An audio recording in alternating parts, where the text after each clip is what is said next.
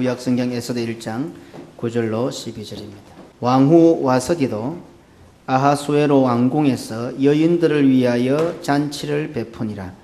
제7일에 왕이 주홍이 일어나서 의전넷이 머후만과 비스다와 하르보나와 빅다와 아박다와 세달과 가르가서 7사람을 명령하여 왕후 와서디를 청하여 왕후의 관을 정제하고 왕 앞으로 나오게 하여 그의 아리따움을 뭇 백성과 지방관들에게 보이게 하라 하니 이는 왕후의 용모가 보기에 좋음이라. 그러나 왕후 와스디는 내시가 전하는 왕명을 따르기를 싫어하니 왕이 진노하여 마음속이 불붙는 듯 하더라. 아멘. 죄와 사망과 지옥의 나라, 어둠의 나라, 사단의 나라 백성들이었던 우리들은 의와 생명과 천당의 나라, 빛의 나라, 하나님께서 왕으로 계시는 하늘나라 근처에는 감히 얼씬도 할 수 없던 자들입니다. 빛이 나타나면 어두우면 자연스럽게 사라지듯이 우리들은 그 하나님 나라 근처에만 가도 사라질 수밖에 없는, 죽을 수밖에 없는 자들이었습니다. 창세기 3장 24절에 이와 같이 하나님이 그 사람을 쫓아내시고 에덴 동산 동쪽의 그룹들과 두루 도는 불칼을 두어 생명나무의 길을 지키게 하시니라. 하지만 예수 그리스도를 구주로 믿게 된 우리들은 예수 그리스도의 빛 가운데 거하게 됨으로써 천사들의 화염금 정도, 천사들이 들고 있는 불칼 정도는 얼마든지 이길 수가 있게 된 것입니다. 그전에는 어둠 속에 있었고 우리가 어둠이었기 때문에 천사들만 보더라도 천사들이 들고 있는 불칼만 보도 겁이 나고 그 빛 앞에서 우리의 존재가 사라졌지만 이제는 그 천사들의 불칼보다 더 밝은 그리스도의 빛 안에 거하게 되니 오히려 천사들의 불칼이 어두워지는 겁니다. 그래서 얼마든지 이기고 통과할 수 있는 능력을 소유하게 되었습니다. 그러므로 하나님께서 왕으로 계신 하나님의 나라, 의의 나라, 생명의 나라, 하늘나라는 예수 그리스도를 나의 구주로 고백하는 자만이 유일하게 통과할 수 있습니다. 만약에 우리 가운데 예수 그리스도를 나의 구주로 믿지 않는 자가 있다면 그는 그냥 부산개금교회 당에 나와 앉아 있는 것일 뿐이지 하늘나라 하나님의 궁전에는 들어가지 못한 자입니다. 이 자리에 앉아있는 우리 모든 성도는 반드시 예수 그리스도를 나의 구주로 고백함으로써 하나님의 나라, 하나님께서 왕으로 계시는 하늘 궁전의 성문을 통과한 자들이기를 주의 이름으로 축원합니다. 그렇다면 예수 그리스도를 구주로 믿는 자들이니 이제부터 실제로 저와 함께 우리 모든 성도들이 하나님께서 왕으로 계시는 하늘나라의 궁전의 성문을 통과하는 그림을 그려보십시다. 사실 우리는 그 하늘나라의 성으로 들어갈 수 없습니다. 근처만 가도 불칼에 맞아 다 죽습니다. 그런데 이제 예수 그리스도를 믿음으로 해서 우리 모두가 다 그 성문을 통과할 수 있는 정을 받았습니다. 그러니 이제 저를 위해서 우리 모두가 다 함께 지금 우리 머릿속에 그림을 그려보자 말입니다. 하늘 궁전, 하늘나라의 그 성문을 지금 들어가려고 하는 그런 상황이다 하는 그림을 딱 그려놓고 이 말씀을 드려보십시다. 멀리서 바라보기도 두려웠던 성, 근접할 수도 없었던 성, 그러면서도 조상대대로 돌아가고 싶었던 성, 그 성문을 들어서는 우리들의 마음은 과연 어떠하겠습니까? 처음 외국을 나갔다가 몇 달 만에 귀국을 하는데 얼마나 설렜는지 모릅니다. 마치 한국이 나를 기다려주는 것 같았고 이제부터 한국 상공이라는 기내 방송이 들리자 저 10,000피트, 7,000피트 상공에서도 그냥 기내 방송만 들었을 뿐인데 공기가 확 달라요.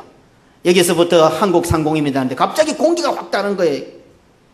잠시 겨우 몇 달 정도 외국에 나갔다가 조국에 돌아오는데도 그렇게 흥분이 되고 약 일주일가량 그렇게 원하던 여행을 가도 금세 집이 그립고 휴가를 맞아 고향을 찾는 수많은 인파들의 발걸음도 그렇게 설렙니다.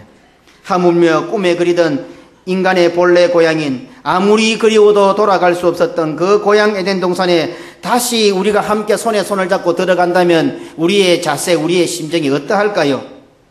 한번 상상을 해보십시다. 어떨 것 같습니까? 답을 내려보십시오. 그냥 고향 가는 정도도 아니고 외국 가다가 다시 돌아오는 것도 아니고 절대로 갈 수 없었던 꿈에 그리던 그곳에 이제 우리가 다 같이 함께 들었었습니다. 그러면 나는 과연 어떨까요? 저는 생각에 일단 좀 겁날 것 같습니다. 불칼에 맞아 죽지 않는다고 약속은 받았지만 실제로 내 모습을 보니까 맞아 죽을 것 같아요. 그래서 혼자 당당하게 들어갈 수가 없고 모두가 궁둥이를 쑥 빼고 허리를 숙이고 들어가도 되나 안 되나, 들어가면 안 죽나, 아마 첫 인상은 그럴 것 같습니다. 그래서 내 혼자는 못 가니까 나도 모르게 슬며시 옆 사람의 손을 잡습니다. 옆 사람의 손을 꼭 잡고 자기도 모르게 그 꼭 잡은 손을 놓지를 않습니다. 그래도 불안합니다. 둘이만 들어가려니까 좀 불안한 거요. 니도 없나 50명씩 100명씩 때를 지어서 이제 그 성문 안으로 설쳐설쳐 들어가기 시작합니다. 어떻습니까? 이런 상황에 감개무량하다, 설렌다, 흥분된다, 감동적이다, 멋있다, 와 성이 크네. 과연 이런 말들이 우리 입에서 나올까요? 이런 생각이 들까요? 지금 성문을 들어서는 우리의 입장하고 이런 말들은 별로 안 어울릴 것 같습니다. 이런 상황에서 우리들이 할 수 있는 오직 단 한마디, 아마도 감사합니다. 뭐 성이 어떻니, 화려하니, 좋니 안 좋니, 이것이 어떻니 저렇더니 다 집어채우고 지금 막 혹시나 싶어서 겁이 나는 마음으로 손에 손을 잡고 50명 100명씩 때를 지어 손을 잡고 개금교회 이름으로 같이 들어가지만은 그 들어서는 순간에 불칼이 안 날라오니까 꿈에도 그리던 이 고향 땅을 밟는구나. 그냥 감사합니다. 시편 100편 4절에 감사함으로 그의 문에 들어가며, 어떻습니까? 지금 이 예배의 자리에 앉아있는 우리는 나는 어떤 마음을 가지고 있으며 어떤 말을 하고 있습니까? 혹시 만왕의 왕이신 하늘나라의 왕을 만나면 요구할 사항들을 머릿속에 빽빽이 집어넣어 놓고 그것을 지금 암기하고 있지 않습니까? 하나님을 만나는 순간 내가 이 말도 하고 저 말도 하고 이것도 하고 이것도 요구도 하고 저것도 요구하고 이 불평도 하고 하리라 쫙 기록 머릿속에 지금 외우고 있는 분들 없습니까? 그 짧은 시간에 왕을 만나는 순간에 그 기회를 안 놓치고 내가 이 말을 하리라 이렇게 생각하고 있는 사람들은 없습니까? 세상 나라에 사는 수많은 사연들, 그리고 내가 믿음과 신앙 때문에 살아가다가 당하는 여러 가지 아픔과 고통, 이런 오만 가지 것들을 딱 억울한 것을 딱 새겨놨다 왕 만나는 순간에 확 이야기하리라 이런 생각을 가지고 오늘 주님 앞에 나온 성도들은 없습니까? 죄와 사망과 지옥의 나라 마귀의 나라에서 종노릇하며 죽어 지내던 우리들을 살려내어 의의 나라, 생명의 나라, 천국의 나라, 하나님의 나라로 이끌어 주셨는데 우리의 입이 만개라도 우리의 형편이 어떠하든지 과연 우리가 할 수 있는 말은 무엇이겠습니까? 오직 한마디 감사합니다. 나 같은 자를 이 성문으로 통과하게 하십니까? 오만 가지 수만 가지 사연이 있다더라도 아마 그 하나도 생각이 안 날 것 같다. 그 들어오고 싶었던 이 나라, 오기만 하면 불칼에 맞아 죽는 나라, 도무지 올 수 없었던 나라에 우리가 함께 손을 잡고 성문을 딱 들어서는 순간에 우리가 들어올 수 있네. 감사합니다. 오늘날 한국교회와 성도들은 예배 회복, 예배 개혁이라는 말을 잘 합니다. 그런데 그 말을 하는 중심에 들어가 보면 교회 개혁, 목회자 개혁, 하나님 개혁이라는 사상이 의외로 많이 깔려 있음을 발견할 수 있습니다. 진정한 예배 회복은 과연 무엇일까요? 저를 위시하여 이 자리에 있는 우리 모든 성도들이 감사합니다 하는 이 말과 이 생각을 회복하는 것입니다. 진정한 예배 개혁은 과연 무엇이겠습니까? 이 말 외에, 감사합니다라는 말 외에 갖고 있는 그 어떠한 말들, 그 어떠한 생각들, 그것을 감사합니다로 바꾸는 것이 개혁입니다. 살펴보겠지만 그것이 어렵기 때문에 그렇습니다. 지금 나의 입에서는 어떤 말들이 맴돌고 있습니까? 지금 내 머릿속을 꽉 채우고 있는 생각들은 무엇입니까? 모든 말들, 모든 생각들을 다 없애고 다 죽이고 단 한마디 감사합니다라는 말로 바꾸고 감사합니다라는 생각으로 바꿀 수 있습니까? 오직 하나님의 왕궁의 성문을 들어올 수 있게 해주신 그 은혜, 그 사랑 하나만으로 어떤 형편과 처지, 상황, 여건, 기분, 감정일지라도 다 초월하고 감사할 수밖에 없는 것 아닙니까? 과연 이 말에 아멘, 예 이렇게 대답할 수 있는 사람이 얼마나 될까요? 한 사람이라도 있을 수 있겠습니까? 혹 지금까지는 안 그랬지만 그 말씀을 들어보니까 맞구나, 그래 해야 되겠구나 라고 생각하고 지금부터라도 내 속에 있는 형편과 처지와 상황과 모든 것을 다 죽이고 수만 가지 할 말 다 없애고 오직 감사합니다라는 말만, 감사합니다라는 생각만 내가 하겠습니다 이렇게 다짐할 수 있습니까? 이와 같이 우리는 성문을 들어서는 첫 단계부터 불가능이라는 한계에 봉착하게 됩니다. 아주 쉬울 것 같죠? 감사합니다 말하는 게 쉬울 것 같죠? 감사합니다라는 생각을 갖고 있는 게 쉬울 것 같죠? 가만히 돌아보면 불가능합니다, 이게요. 근데 실제로 그걸 해야 되지 않습니까? 우리가 영원한 본향인 천국의 문에 들어왔는데 그 무슨 사연이 필요하고 뭐 그 무슨 이유가 있겠어요. 그냥 여기에 들어왔다는 것 자체 하나만으로 감사합니다. 아니 그건 당연하게 따라오는 거 아닙니까? 물을 마시면 목이 가란 것이 채워지고 밥을 먹으면 배가 부르듯이 그 당연한 것 아닙니까? 그런데 그 당연한 것이 안 된다 이 말입니다. 지금 이 시간 우리 모두는 그리 할 수 있습니까? 내 머릿속에 수만 가지 고민과 아픔들이 있지만 다 지우고 감사합니다 단 한마디만 넣을 수 있습니까? 할 말이 수없이 많지만 다 없애고 하나님 앞에 감사합니다 이 말 한마디만 할 자신이 있습니까? 우리가 하나님께서 왕으로 계시는 하늘 궁전에 들을 쓸 수 있게 되었다는 사실 하나만으로 이 세상에서 당한 수많은 일들을 다 죽이고 오만 가지의 사연과 이유들을 다 죽이고 자신의 기분과 감정을 다 죽이고 감사합니다 라고 고백할 수가 있는가 이 말입니다. 과연 우리가 내가 그렇게 할 수 있겠습니까? 왕궁에 들어선 것도 아닌데 겨우 지금 성문을 통과할 때 가져야 하는 가장 기본적인 자세고 기본적인 마음가짐인데도 그게 참 쉬워 보이지가 않습니다. 하늘 궁전의 성문을 통과하는 사람이라면 감사를 하는 것은 당연하고 매우 자연스럽습니다. 자원하여 한다는 것이 바로 이런 것입니다. 내가 안 되지만 그래도 열심히 해봐야지. 이거 자원 아닙니다. 그냥 성문에 들었으니까 고맙다. 내가 이렇게 들어올 수 있구나. 감사하다. 내가 어디 하려고 해서 자원하는 것이 아니고 그냥 저절로 나오는 것이 자원이란 말입니다. 내가 절대로 못하지만 자원해서 해야지. 조금 불편이 깔립니다. 이런 것들은요. 그냥 자연스레 터져 나오는 겁니다. 내가 하나님 나라의 백성이 되었구나. 구원받은 백성이 되었구나. 감사하구나. 엄마 아빠가 나에게 살아계시니 고맙구나. 그냥 자연스럽게 나오는 겁니다. 그냥 이렇게. 그런데 만약 우리들에게 나에게 이런 감사가 없다면 한 번쯤은 과연 내가 하늘나라의 왕궁 성문을 통과한 자가 맞는지 스스로 의심해 보아야 합니다. 비록 내가 예배의 자리에 나와 앉아있고 천국의 밥상에 들러 앉아있지만 실제로 내가 하늘 그 성문을 통과한 자는 맞는지 한번 자신을 돌아봐야 됩니다. 지금 우리는 예배의 자리에 참여하고 있습니다. 지금 우리는 예배 드리러 이 자리에 와서 앉아 있습니다. 지금 우리는 하늘 왕궁의 왕이신 하나님을 알련하고 그분께 예배 드리기 위하여 이 자리에 나와 앉아 있습니다. 겨우 하늘 왕궁의 성문을 통과하기 위해서 이 자리에 나와 있는 것 아닙니다. 성 안에 들어가기 위해서 성 안이라도 바깥뜰에만 있는 것이 아니라 안뜰까지도 왕궁 깊숙이 왕 앞에까지 들어가기 위해서 오늘 우리가 이 자리에 나와 앉아 있습니다. 그러니 가만히 생각해보면 어떤 면에서는 감사라는 것은 예배하고는 좀 거리가 멉니다. 지금 살펴보고 있는 감사는 마귀의 종로하던 어둠의 자식들이었던 우리들을 하늘나라로 불러주셨다는 사실 하나만으로 자연스럽게 당연히 하는 것입니다. 한편으로 내가 진심으로 감사한다고 해서 성문을 통과할 자격이 있는 것 아닙니다. 내가 모든 것을 다 포기하고 죽이고 감사합니다 라는 말을 하고 감사합니다 라고 생각했으니 그러니 이제는 당연히 성문을 통과할 자격이 있다 이렇게 말할 수 없습니다. 하늘나라 성문을 통과할 수 있게 해준 은혜를 생각하면 감사합니다 라는 말만 하고 또 그 말만 하는 것이 어떤 면에서는 좀 부끄럽고 뻔뻔스러울 생각이 든다 이렇게 여겨진다 이 말입니다. 그런데 문제는 오늘 이 자리에 나온 우리들은 성문만을 통과하기 위해서 나온 것이 아니라 하나님을 만나기 위해서 나왔습니다. 많은 성도들이 성문도 통과도 못하고 성문 통과해도 뒷뜰에만 있다가 하나님도 못 만나고 그냥 가요. 그러니 무슨 능력을 받고 그러니 무슨 용기를 얻고 그러니 무슨 곁에 살아날 수가 있겠어요.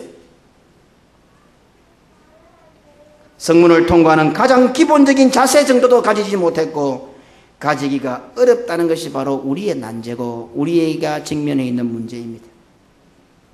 하나님은 하나님이십니다. 우리가 하나님 한다고 해서 하나님이 되고 우리가 하나님 안 한다고 해서 하나님이 안 되는 것 아닙니다. 이 말은 우리가 드리는 예배는 어떤 조건이 있어서 안 된다는 뜻입니다.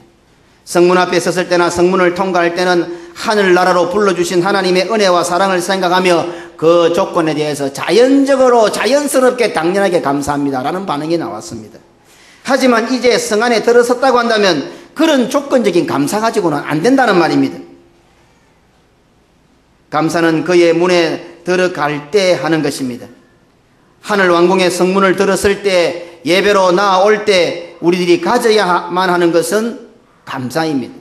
시편 100편 4절에 감사함으로 그의 문에 들어가며 찬송함으로 그의 궁정에 들어가서 그에게 감사하며 이제 그 이름을 송축할지어다.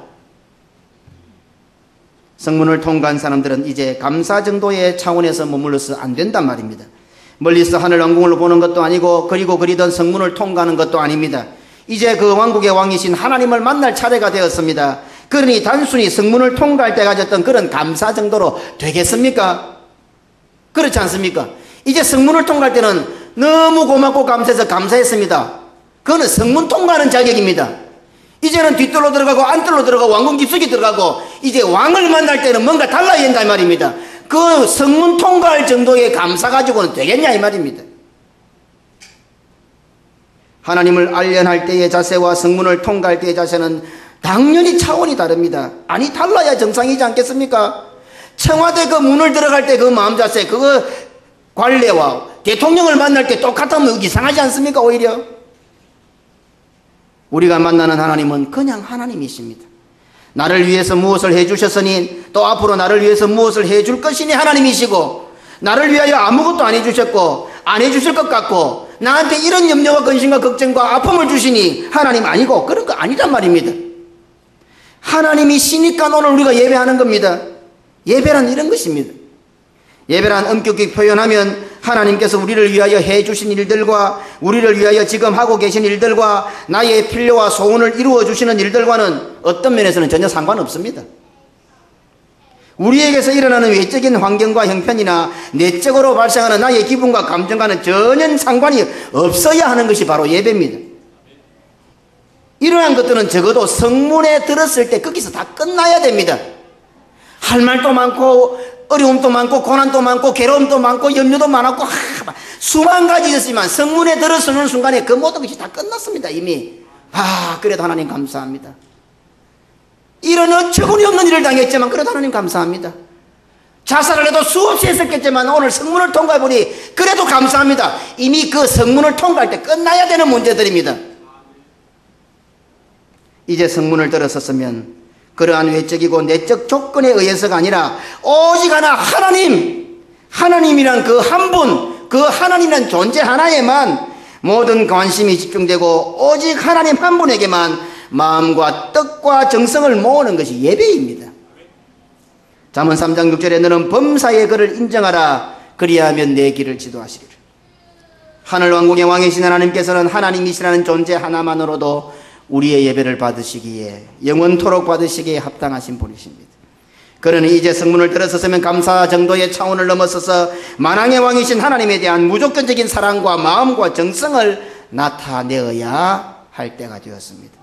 그 어떠한 조건이나 의도도 포함되지 않는 오직 하나님 한 분만에 대한 하나님에 대한 오로지 하나님 그 한 분, 그 한 하나님에 대한 무조건적인 순수한 사랑과 마음이 있어야 한단 말입니다. 그 어떤 의도도 없어야 합니다. 잘 되든 못 되든 마음에 맞든 맞지 않든 이해가 되든 되지 않든 내 입장에 맞든 안 맞든 그런 것들과는 전혀 상관없이 오직 하나님 한 분에게만 모든 정성과 뜻과 마음이 쏠려야 합니다. 내가 원하는 거 다 있고 하나님 없으면 어쩔래요? 내가 원하는 기도의 소원 다 응답되었는데 하나님 없으면 어떻게 할래요? 반대로 다 없어도 하나님만 있으면 안 됩니까? 우리는? 그러니 오늘 이 예배는 무엇입니까? 오로지 하나님 한 분에게만 우리의 시선이 집중되고 관심이 집중되어야 되는 겁니다. 그게 진짜 이렇게 되는 것이 예배 개혁입니다. 성공하든 실패하든 죽이시든 살리시든 그 어떤 의도나 조건이나 소원이 개혁되지 않는 오로지 하나님 그분 한 분에 대한 순수한 마음, 청결한 마음만 있어야 합니다. 하나님 한 분 외에는 그 어떤 것도 결부되지 않는 깨끗하고 순수한 마음이 있어야 하나님을 볼 수가 있습니다. 마태복음 5장 8절에 마음이 청결한 자는 복이 있나니 그들이 하나님을 볼 것이며, 오늘 하나님을 보러 나왔습니다. 어떤 자가 하나님을 봅니까? 마음이 청결한 자가 하나님을 본다고 했습니다. 그냥 여러 가지 생각을 가지고 오만 가지 생각 앉아있는 사람들은 하나님을 보는 것이 아니라 오로지 하나님 한 분에게만 깨끗한 마음을 갖고 있는 자, 마음이 청결한 자, 그 자만 하나님을 볼 수 있다. 그러니 오늘 우리는 어떻습니까? 평생을 예수 믿어도 그 하나님 한 분만 바라보고 교회 안 하고 수만 가지 사연을 가지고 이 자리에 앉아서니 한 번도 하나님 못 보고 평생 동안 하나님 한 번도 못 본 성도들이 많단 말입니다. 왜? 성경에 마음이 청결해야 하나님을 본다고 하셨기 때문에. 반대로 마음이 청결하지 못하면 하나님 못 봤다. 우리들 역시 어떤 사람이 의도를 가지고 다른 목적을 가지고 나에게 접근해 왔을 때 우리는 어떤 자세로 그 사람을 대하겠습니까? 어떤 사람이 나에게 접근해 올 때 목적을 가지고 의도를 가지고 딱 오는 게 눈에 딱 보이면 사람인 우리들도 어떻게 하겠습니까? 그 사람에 대해서 친구로 삼겠습니까? 하물며 그 성에 들어오게 하신 것 하나만으로도 천하를 주어도 바꿀 수 없는 큰 은혜를 얻은 것인데 왕이신 하나님을 만나면서 다른 무엇을 생각하거나 요구할 수가 있겠습니까? 했어야 되겠습니까? 뒷마당이 이 정도니 성 안에는 정말 대단하겠구나. 오늘 재수 좋으면 왕으로부터 큰 건수 하나 잡아야 되겠네. 이런 생각이 들 수가 있겠느냐는 말입니다. 오직 하나님 한 분 외에는 그 어떤 생각도 그 무엇도 있을 수가 없지 않습니까? 이것이 바로 성문을 통과하여 성 안에 들어온 자들, 성도들 예배의 자리에 나와 앉아있는 자들의 참된 모습입니다. 하나님을 만나려는 자들은, 하나님을 보려고 하는 자들은 이런 자세여야 합니다. 예배란 바로 이런 것입니다. 계시록 4장 8절로 11절입니다. 우리 다 같이 한번 보십시다. 한 절씩 교독하겠습니다. 네 생물은 각각 6날개를 가졌고 그 안과 주위에는 눈들이 가득하더라. 그들이 밤낮 쉬지 않고 이르기를 거룩하다 거룩하다 거룩하다 주 하나님 곧 전능하신 이여 전에도 계셨고 이제도 계시고 장차 오실 이시라 하고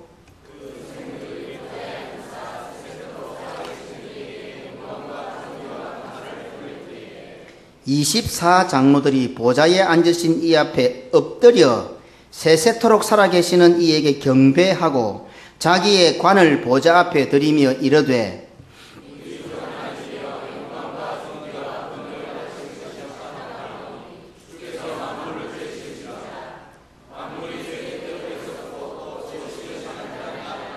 아멘.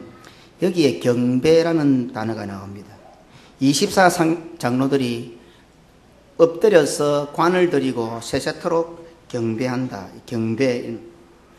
이 경배라는 헬라어 원어의 뜻은 개가 주인의 손을 핥듯이 입을 맞추다. 개가 꼬리를 치듯이 아양을 떨다. 최고의 존경과 경의의 표시로 그 앞에 엎드리다 하는 것이 여기 나온 경배라는 단어의 뜻입니다. 24장로들도 실제로 바싹 엎드렸습니다. 오늘 우리는 주일을 맞아 예배의 자리에 나오면서 오직 하나 감사하는 마음으로 성문을 통과했습니까?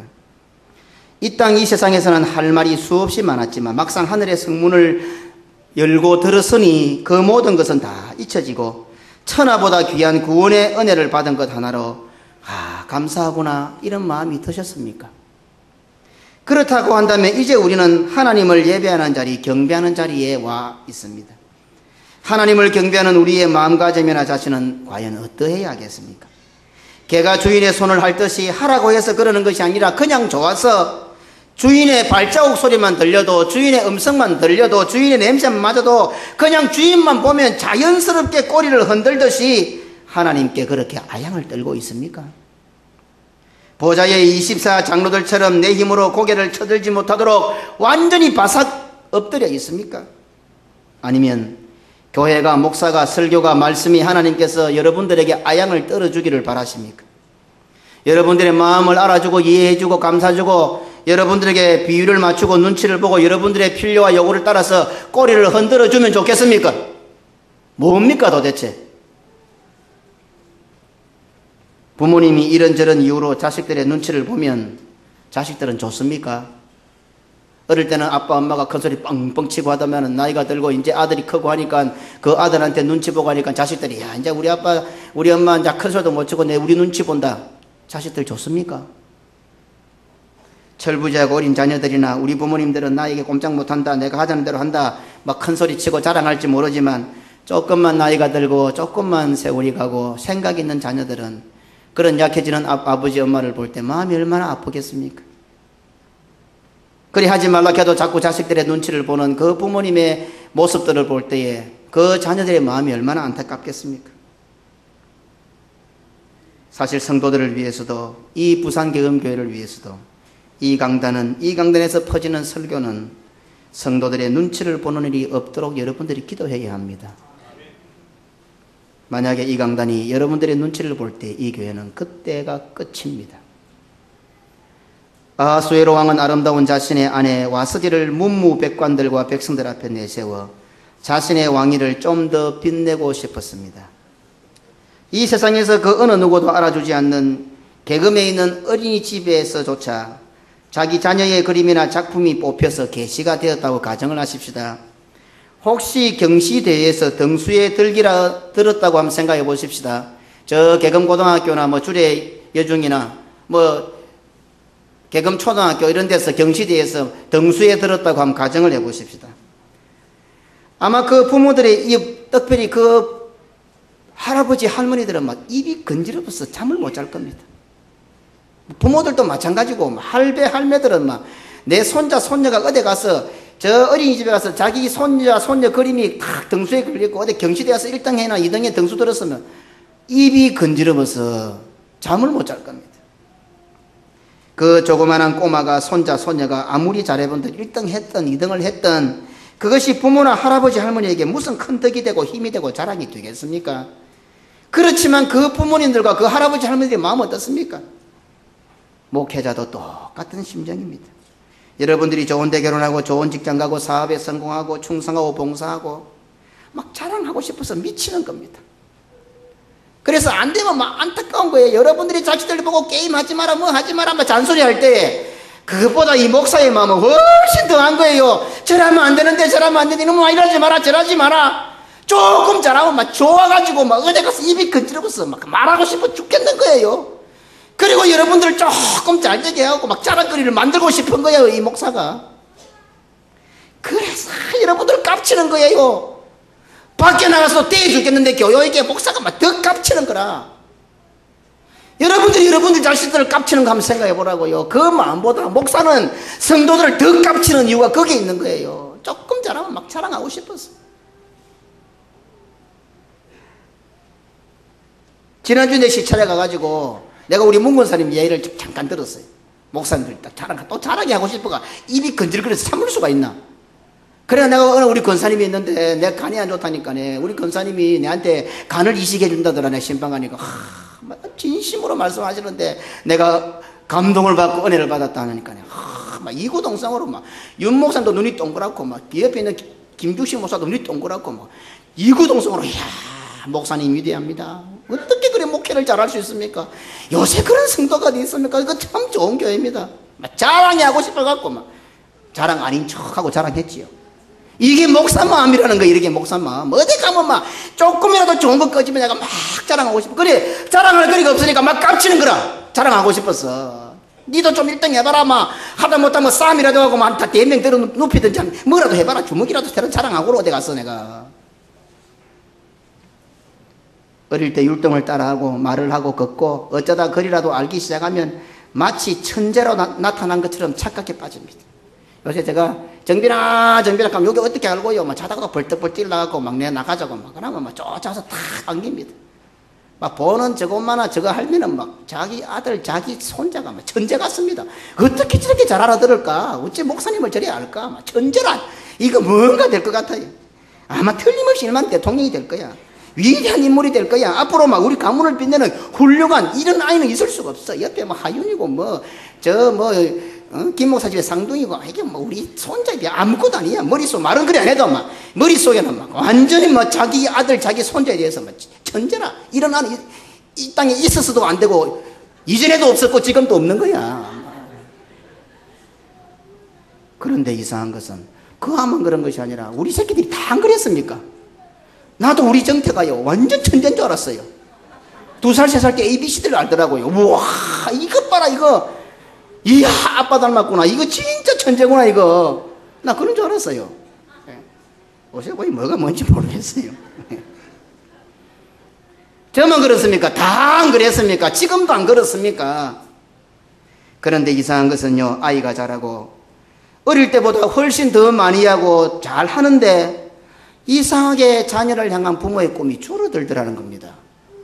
걸음마도 못하고 말도 옳게 못하고 그냥 율동 한번 따라하고 목소리 알아듣는데 천재인데 이제는 곱하기 나누기도 할 줄 알고 인수분해도 할 줄 알고 아는 많이 자라서 전에보다 뛰다니기도 하고 그런데 이상하게 부모의 꿈은 자식을 향하는 부모의 꿈은 자꾸 작아지더라는 겁니다.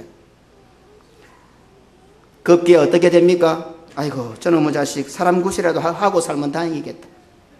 직장에 좀 잘 가고 결혼도 하고 새끼밥이나 좀 챙겨 먹으면 내가 눈이라도 잘 감겠다. 이상하지 않습니까?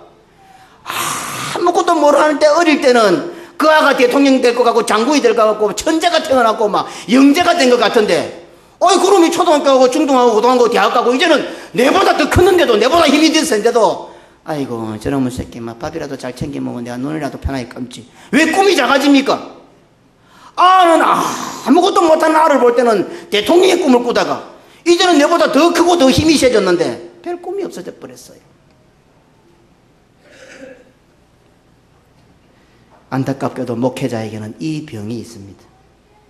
교회와 성도들에게 기대와 꿈과 희망을 가졌지만 오늘 우리 부모들처럼 안 되겠다 싶으면 그래 막 아이고 새끼 밥이나 먹고 그래 살면 안 되겠나 이렇게 포기하면 되는데 이 목회자는 그게 잘 안 됩니다.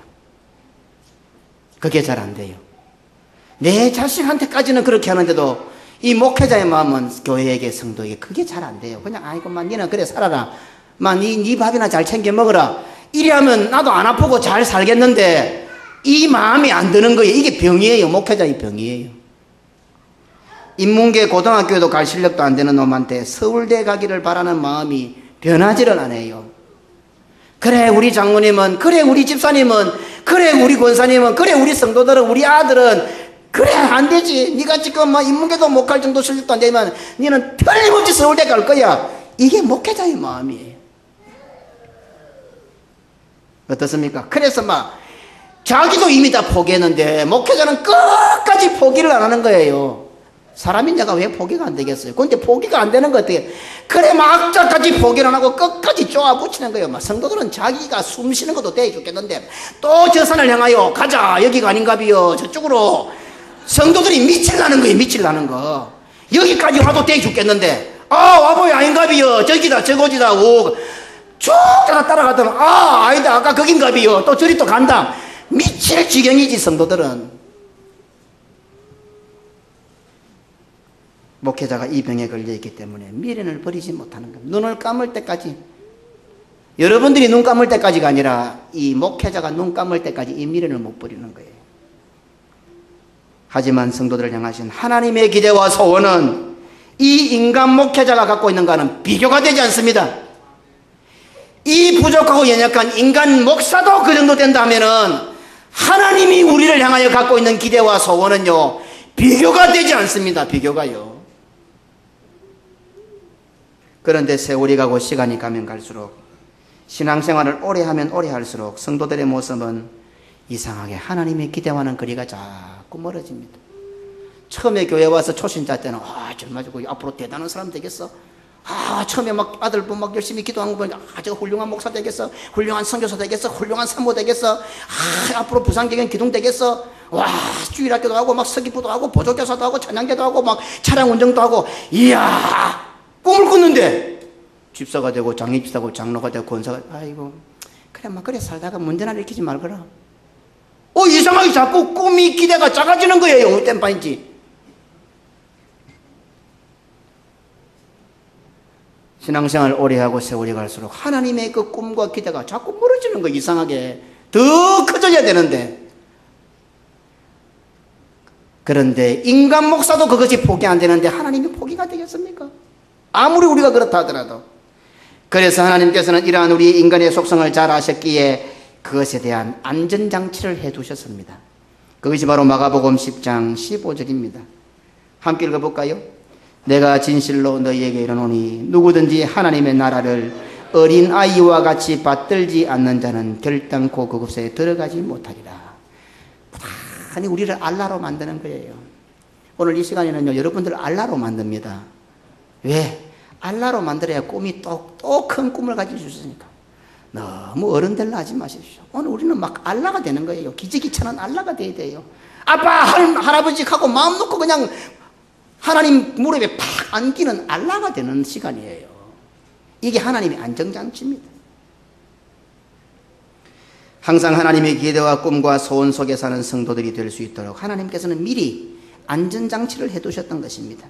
어린아이와 같지 않으면 하나님 나라에 결탄코 들어가지 못하리라. 우리 하나님 들어왔잖아요. 하나님 나라에 들어왔다는 것은 이 하나님께서 우리를 어린아이로 만들어주셨다는 거 아닙니까? 이 부분에 대해서는 다음 시간에 좀 더 구체적으로 살펴보겠습니다. 한 주간 묵상을 잘 해보시면 무슨 뜻이 있을까? 127도나 다스리는 아하수에로 왕은 아내가 있든 없든, 아내가 아름답든 아름답지 않든 그것에 상관없이 그 힘과 권력은 절대적입니다. 그런데 실제로 아름답기도 했지만은 그 제국의 황제의 마누라쯤 되면은 그냥 막 무조건 아름다운 거 아닙니까? 막말로 무조건 아름답지요. 무조건 막 꼼보고 째보더라도 그 앞에 가서 중전마마 아름다우십니다. 누구든지 다 그리 안 하겠습니까? 하지만 왕은 왕후에게 좀 꾸며서 와보라고 했습니다.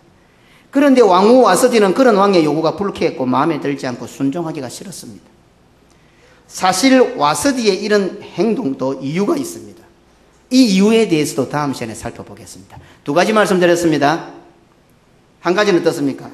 하나님의 안전장치, 우리를 향해서 끝까지 기대와 꿈을 가지실 하나님의 안전장치, 어린아이가 되는 문제와 오늘 와스디가 왜 왕의 명령을 안 들었을까? 그 두 가지 이유에 대해서는 제가 다음 시간에 말씀드리겠습니다. 묵상해 보시기 바랍니다. 오늘은 왕후 와스디를 청한 왕의 요구가 오늘날 예수 그리스도의 신부된 우리 성도들에게 어떤 교훈을 주는지 그것만 살펴보고 설교를 끝내도록 하겠습니다. 본서 에스더의 주인공인 에스더는 다른 나라에서 포로로 잡혀온 포로 2세요 사촌오빠의 손에서 키워진 고아 소녀였습니다. 그러한 소녀는 페르시아 제국의 왕후가 되었습니다.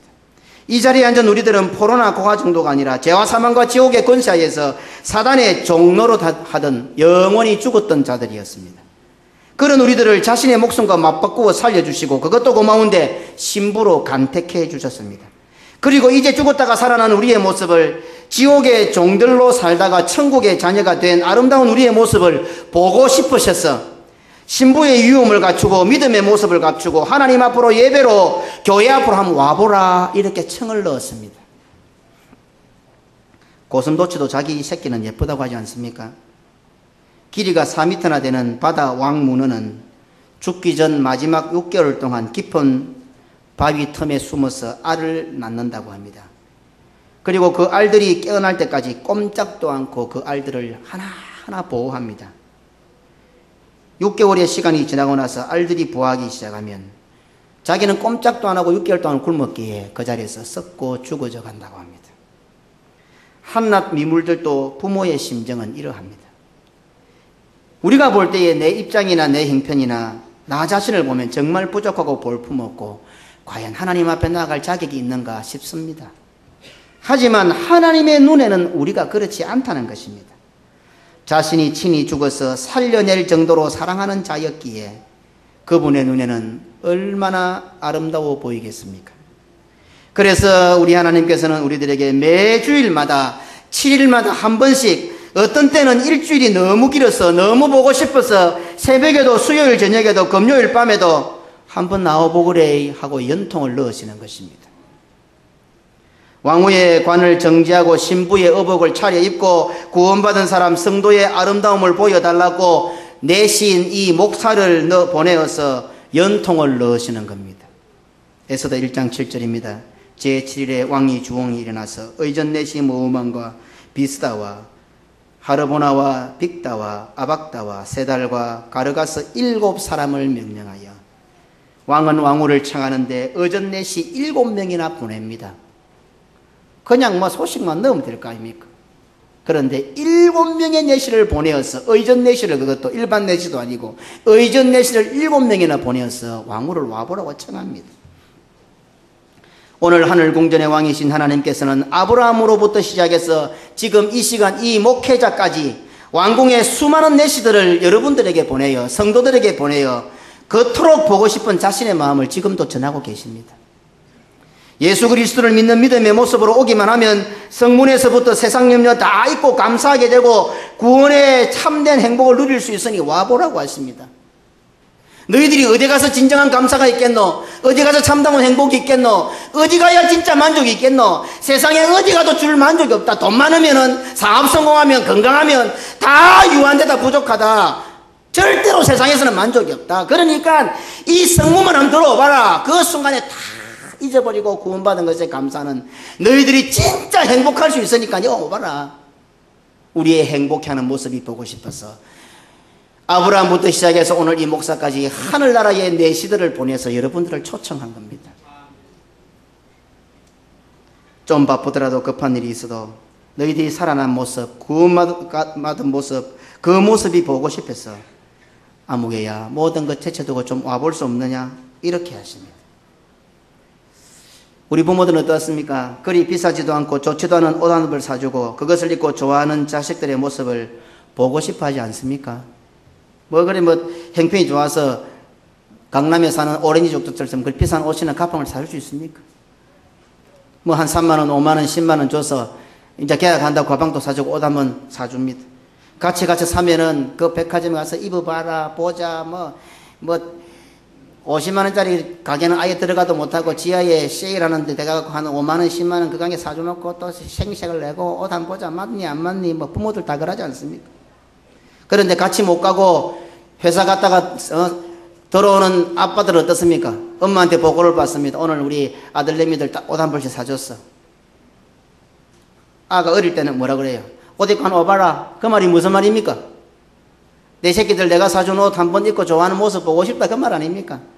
그런데 좀 크면 어쩝니까? 옷 입고 와봐라 소리 합니까? 안 하잖아요. 왜 안 합니까? 지가 알아서 입고 와서 아빠한테 보여주기를 은근히 바라는 거예요. 맞지요? 다 큰 놈들이 옷 입고 와봐라 하면 좀 그렇잖아요. 이제는 지가 알아서 입고 와서 아빠가 사주신 옷이에요. 이렇게 말할 때가 됐지 않습니까? 이제는.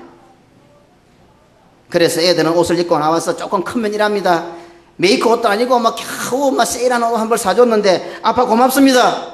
어릴 때는 메이크 아니면 안 입어, 안 신어, 나이키 사줘 이래 사다가 이제 중학교 가고 고등학교 가고 조금 크니까 아빠의 형편도 알고 처지도 알고 하니까 그냥 아빠가 고마운 거예요. 그래서 비록 싼 것을 사주었지만 아빠한테 와서 아빠 어울리지요? 오늘 엄마가 와서 옷 샀어요. 너무 좋아요. 아빠 고맙습니다. 사실 나는 이 옷보다 아빠가 더 좋아요. 만약에 이래 이야기했다고 하십시다. 이놈 봐라요. 제법 컸네 이제. 내가 무슨 일이 있어도 내 등이 휘어져도 손등에 거칠어져도 내가 다음에는 꼭 메이크업 사줘야지. 나이키 꼭 사줘야 되겠다. 이게 아빠 심정 아닙니까? 새우깡 하나 사줘놓고 그거 부숴 먹는 그 아들과 손자의 입이 너무 예쁩니다. 깨물어주고 싶어요. 그걸 쪽쪽 빨아먹고 바삭바삭 씹어먹으니까 이야 저거 봐라 천하를 씹어먹을 놈이다 저거는. 새우깡 하나 씹어먹는 보고 놀래갖고 천하를 씹어먹을 놈처럼 그래 눈에 환상이 보이는 거예요. 새우깡 한 몽다리 들고 씹먹다가 아빠나 엄마가 할아버지 하면 하면은 그 많은 새우깡 먹도 못할 건 나중에 다 내빌 건데 그거 한 것도 안 주고 지 빨고 코 먹고 춤 묻은 거 꺽털이 쫓겨 해맞은 거 그거 입에 속려준다. 아빠 입에다가 할매 입에다가.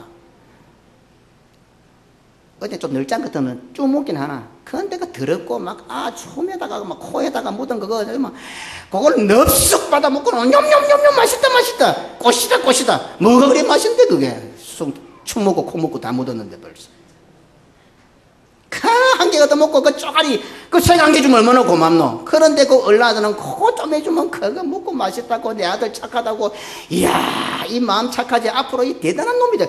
새우깡 코 묻고 똥 묻은 그거 하나 준데 아가씨 대단한 놈이 될 낀데 대단한 놈 될 거라고. 이렇게 마음이 늘어다고 뭐가 마음이 늘은데 그 아가 도대체. 이렇게 난리를 떠는 것이 부모의 심정이지 않습니까?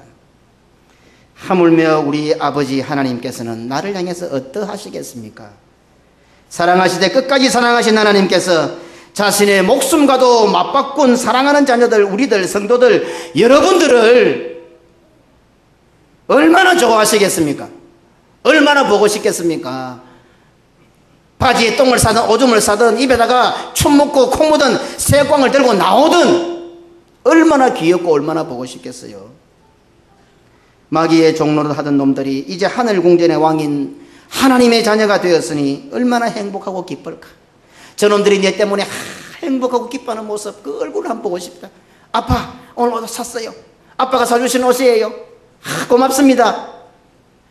그래 하는 걸 보고 싶었어. 세상에서는 찌들리고 염려 많고 눈물꾸디 살다가 그래도 하늘나라 올라오니까 이 예배의 자리에 올라오니까 그래 천하보다 귀한 구원을 받았지. 그 모든 염려 근심 다 날려버리고 감사합니다, 행복합니다, 이런 얼굴을 보고 싶어서 좀 와보라. 성문에는 끌신도 못하던 놈들이 이제 나를 만나게 되었고 나를 보게 되었으니 얼마나 감격스러울까. 성문을 들여서부터 세상 염려 근심 걱정 다 잊고 하늘의 기쁨과 즐거운 행복을 가질 수 있으니 사랑하는 내 자녀들, 이 성도들 얼마나 행복할까. 오늘 우리 하나님은 바로 이 모습이 너무너무 보고 싶으신 것입니다.